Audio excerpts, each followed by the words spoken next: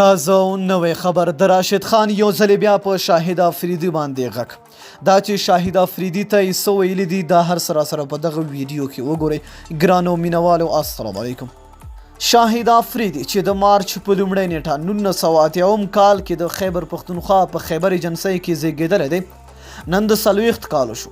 نوموړی د پاکستان ملي لوبډلې پخوانی لوبډل مشر هم پاتې شوی دی او همداراز یو له مخکښو آلراونډرانو څخه تیر شوی دی.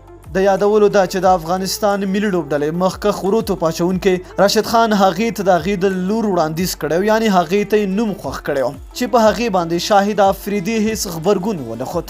تازه راشد خان نوموړي ته د هغه د 40مې کلیزې په ورځ په ټویټر باندې په یوه ټویټ کې مبارکي ویلې ده او لیکلی دي شاهد افریدي لاله د کلیزې مبارکي درته وایم راتلونکي کال درته له خوشحالیو ډک غواړم. شاهد افریدي یو مهال دومره چټکه توبهنه ترسره کوله چې د پاکستان د ټولو لوبو بریا او ماتې ورپورې تړلې وه او هر کله چې به شاهد افریدي ښه توبهنه ترسره کړه پاکستان به یې بریالی کړ چې پاکستان ته یې ډېرې بریاوې ور په برخه کړي. شاهد افریدي چې ښی لاسې توپوهونکي او لیګ بریک ګوګلي توپ اچونې ترسره کوله اوس هم په تجارتي لیګونو کې لوبیږي.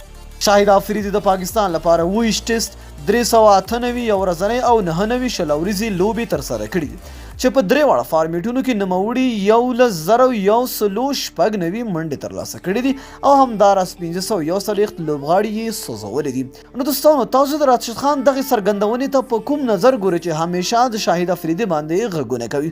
لاندې په کمنټ کې خپل نظر موږ سره شریک کړئ. تر بیا بلې ویډیو د الله په امان په دعاګانو کې مې یاد ساتئ.